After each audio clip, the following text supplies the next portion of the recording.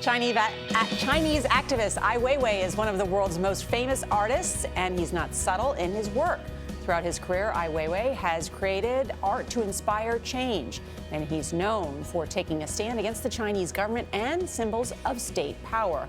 One of Ai's latest American exhibits has just made its East Coast debut in Washington. The work features the portraits of nearly 200 activists, prisoners, and free speech advocates. Errol Barnett is at the Hirshhorn Museum with the building blocks of Ai's art. Errol, good morning. Good morning. You are looking at the first exhibit Ai Weiwei has been able to see in person, and that's because during his debut here in Washington, the Chinese government kept him from leaving the country. That experience led him to create works highlighting other activists and to bring attention to major human rights issues.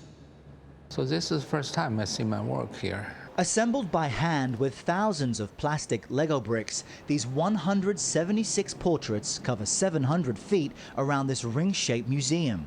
Some names are familiar, from controversial whistleblowers Edward Snowden and Chelsea Manning to civil rights giants like Nelson Mandela and Martin Luther King Jr.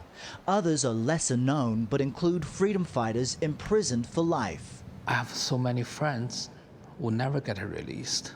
On the day we met with Ai Weiwei, longtime friend Liu Xiaobo was said to have been moved from prison and held on medical parole because of his deteriorating health. What's your reaction to that?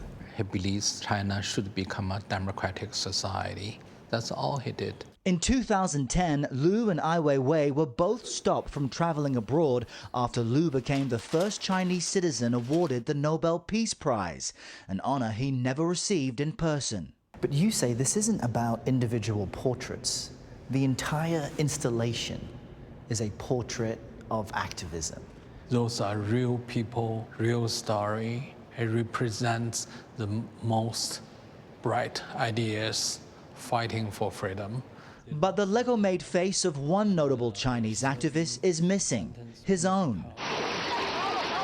A 2008 earthquake in China's Sichuan province killed at least 70,000 people, including more than 5,000 children. Enraged, Ai Weiwei led a citizens' investigation, discovering low-quality building materials contributed to student deaths. He also gathered and published the names of all the youngest victims. Ai was beaten by police, resulting in a cerebral hemorrhage, which he also documented. In 2011, authorities put a bag over Ai's head while he waited for a flight, detaining him for 81 days. Ai used that experience as inspiration for this music video and these dioramas with guards watching his every move. Do you feel that you've nudged the Chinese government? Have you created change? It's very hard to measure. I would not say in the larger scale because I still think the structure is quite fragile.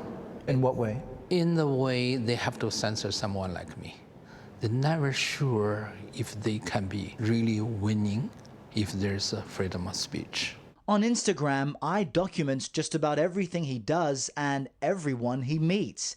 He also posts images without clothes on. It too is a response to censorship. My name cannot appear in Chinese social media. And yeah, it's illegal words. Nobody can put my name on social media. And sometimes even they see a photo of my backside, they can recognize that's him. They will delete the whole article. As we talk a few miles from the White House, Ai tells me he's delighted by the social media habits of its powerful resident. I was amazed or charmed to see a president wake up at midnight and tweets. Normally we think a president hold all the secrets, would never tell you what he thinks about. It can be controversy or can be unpredictable. But you're saying at the very least, it's authentic. It is. When he touches that sending key, he believes it's a good idea to share it. Now, what's interesting is even after Ai was released from detention, he had to wait 4 years for the Chinese government to return his passport. He now has an art studio in Berlin and travels the world with his 8-year-old son, who, by the way, was his inspiration for using a children's toy as part of his work. Gayle? Wow, thank you, Errol. Brilliant. Really, very provocative, powerful stuff. Yeah, it reminds you, as far as we've come, we have a long way to go. Yeah, I can't imagine what it's like, though, Dave, to be recognized for your butt. No. What is that like? Oh, very nicely done. Thank you, Errol.